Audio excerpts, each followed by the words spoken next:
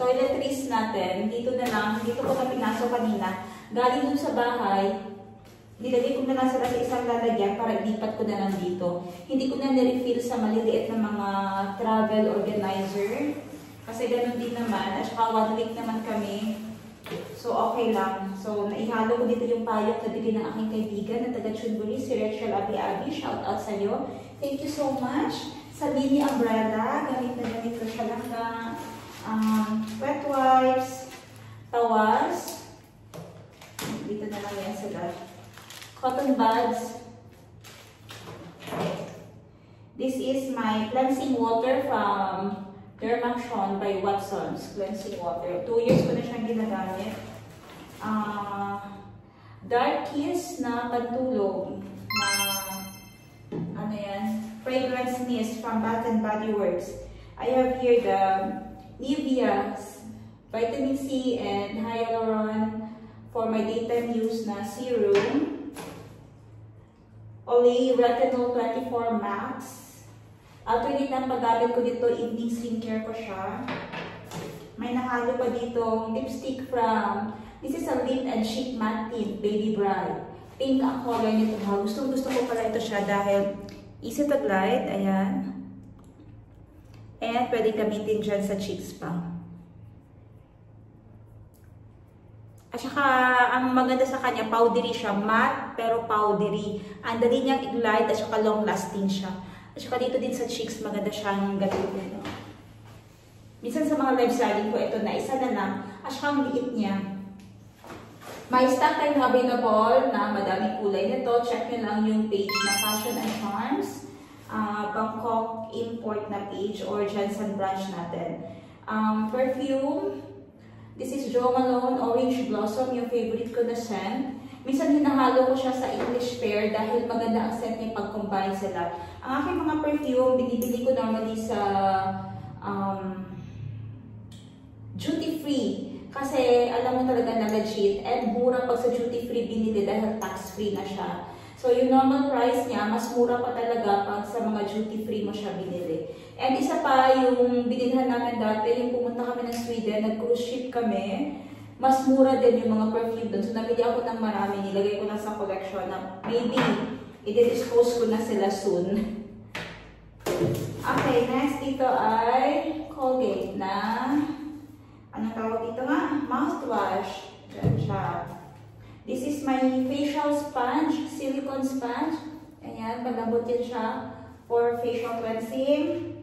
Maganda dito ay babasahin mo na siya ng tubig. And dikit. Ayan. This is from Fairy Skin Cleansing Gel. Maliit na lang siya. Ito na lang yung mga basahin sa kabila. This is my purple shampoo. Ang conditioner hindi ko dinala dahil hindi ako yan sa conditioner niya. Tumitigas sa aking buhok. So, yung shampoo na lang akong dinala. This is my hydrating sunscreen SPF 50. And ito, nabili ko din siya dito sa Thailand. This is a Thai brand. Aura Booster Essence. They say it's whitening, but hindi naman nag-effect talaga sa akin ng whitening dahil exposed ako sa araw and gusto ko talaga na exposed ako sa araw para ma-maintain yung aking pagka-moreno or brown. Ang ginagawa ko lang dito ay minsan hindi naiiwasan na may mga kagat-kagat ako and nag-give siya agad ng mga peklat or mga sugat. So, ito yung aking ginagamit. Minsan may mga paso sa pagluluto, napipisikan ng mantika. Ayan, ito agad yung aking hinahapdos every night para mawala agad yung mga dark spots. So, yun lang naman yan. And ito ang aking usual na makeup pouch. Usual lang, mga basic lang yung mga andito naman. And maliit lang siya. But I like the bag. This is from Happy Skin. If bibili kayo ng Happy Skin Cosmetics, ask niyo yung reception, ask niyo yung sales lady ko paano kayo makaka-avail ng pouch nila. So, ito, dyan na yung aking area na yan. So, yun na ating unpack dyan. Doon tayo sa mga damit susud. So, yan na yung yan lang yung unpack natin. Isusunod natin yung closet or mga damit. So, siya na ang bahala sa barbecue at ulam, meals, dinner. Ngayon, yung binili namin kayo sa Macro, eto na. Nagpabaga na siya ng uling. Ang ganda ng uling nila dito, no? Ayan, no? Uling ng Thailand. Charcoal. Ang tigas. Magagalit na naman yun mamaya pag pinapakialaman ko dito yung kanyang ano lang. Kasi pag inuutusan niya ako, ayaw ko din magpautos. Kasi sabi ko, yung iyo, yun na lang. Ako na lang dun sa aking assignment. Minsan kasi ang kulit, nangungulit. So mamaya pag nakita ako nangungulit naman dito sa kanya, hinahayaan niya na lang nga ako magpahinga. Kasi alam niya pagod ako, siya masakit ako yung ulo kanina sa biyahe dahil sa traffic. Ang dami kasing roadworks kanina dun sa yung daan papunta dito sa Wahin, yung mga highways. Don't forget to get the clamp, the tong. Yeah, what? Ang ganda ng coal nila dito, no? Ayun, no, solid. Kasi ilang pieces lang magagamit mo. No, okay na, goods na yung 8. May magbaon din pala siya na hindi ako nagpack nito katol. Well, maraming katol sa Thailand. Maraming katol. Maraming lamok sa Thailand. Lalo na sa labas ng bahay, ang dami nila. Tapos pareho kaming dalawa lamukin. Kalisi, si Kalisi naman, kung nasaan ako, dun din siya. Kasi si Kalisi ay may separation anxiety sa akin. Alam niya kasi madalas akong wala. Liz, oh, dito naman si Mama. Ama naman ang baby ni Mama. Kiss naman. Nagsindi na pala si Dada ng katol. Nandito yung isa. Yan. So sabi ko sa kanya, ay anong oras na? 6:00. Sabi ko gutom na ako. Imbis na yung plan niya sana ay mamaya pa magluto. Nag-start na siya maggawa ng fire. Para makasabi ko, kasi pwede naman akong bumili ng pagkain sa 7-Eleven. Ang problema, pag kakain ako ngayon ng kahit light lang, ang bilis ko din mabusog. So, hindi ko na makakain yung ihahanda niya. Please? Sandwich with? Bread. And?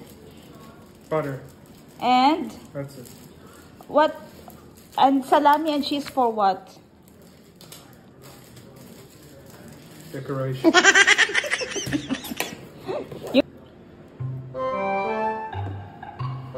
this is my chef tonight.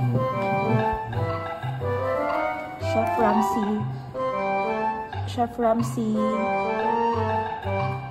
Not Gordon. Chef Ramsay Garden.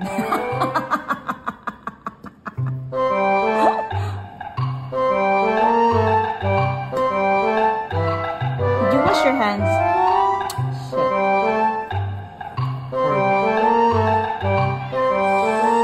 How do you want it to be cut? Same like the other ones? As thin as possible.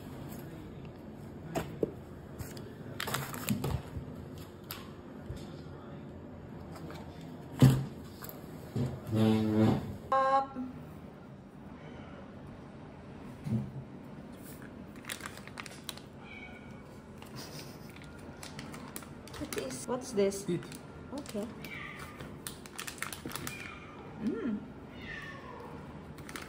Nama.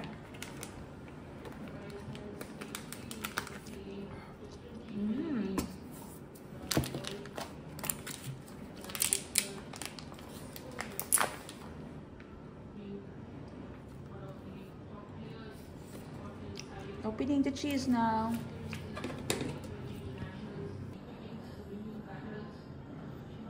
Cheese strips. Oh, now it is. Kitty.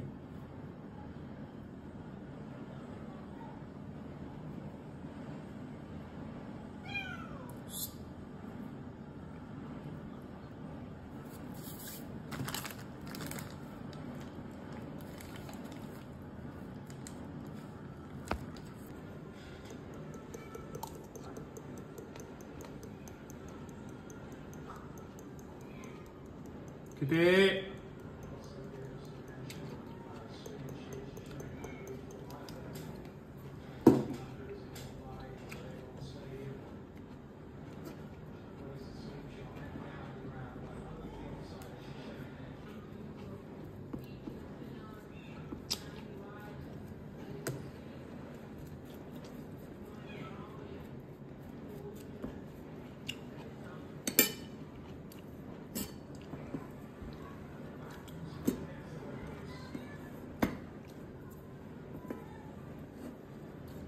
That alone, I'm already full.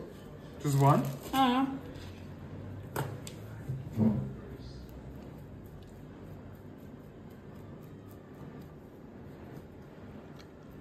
You can have for breakfast whatever's left over. That's why we're sharing a steak when I'm not making 2 steaks.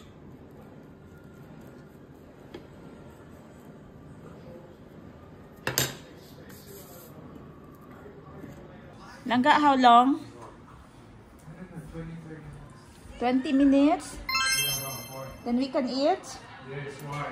Okay, I will.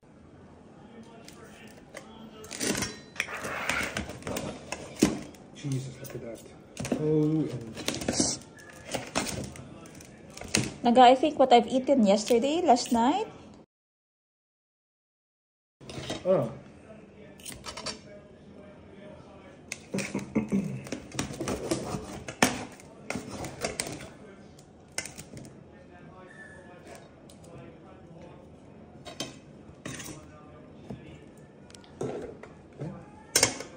You want some of the steak from last night? This is already enough for me. Seriously? Yeah. That's just a taste. Maybe Khaleesi can have that one. It's too much fat. For me. That's hot. The next day. Good morning! Day 2. Day 1 yung kahapon, yung dumating kami dito sa accommodation namin sa Wahin. Ayan, 3 rooms, masters. Tapos, another 2 big rooms. 1 at saka ito. And may pa-spare pa sila dito na bed. So, kanina si Khaleesi, masakit ang tiyan, madaling araw. Parang 4 times niya akong ginising. So, nag-decide ako na dito na lang matulog para madali ko siyang mailabas. Meron naman dun sa room pero sobrang lamig kasi ng kwarto. Okay, so morning na. Ako yung taon na hindi pa rin kayang iwanan yung trabaho. Totally. So, dala ko ang aking mga abubots dito sa bakasyon namin. Okay, kasi sayang naman din iwanan. Tsaka, mild lang yung aking mga gagawin din today. Magko-coordinate lang sa mga staff. Tapos, ano pa ba? Tapos, mag-i-invoice ng mga international customers. And then, later na kami lalabas. Later pa naman. Hindi naman tayo mahilig lumabas ng maaga. Actually, hindi naman kami palagala or palalayas. Normally, mamaya pa yan. After lunch, pupunta kami ng dagat. Ililibot si Khaleesi. Ayun. Sabi ko kahapon, parang walang laman yung pool. Pero meron palang laman. Papakita ko sa inyo mamaya na puno na pala siya. Pinuno nila. So, yun muna for today. Tatapusin ko lang aking mga invoicing.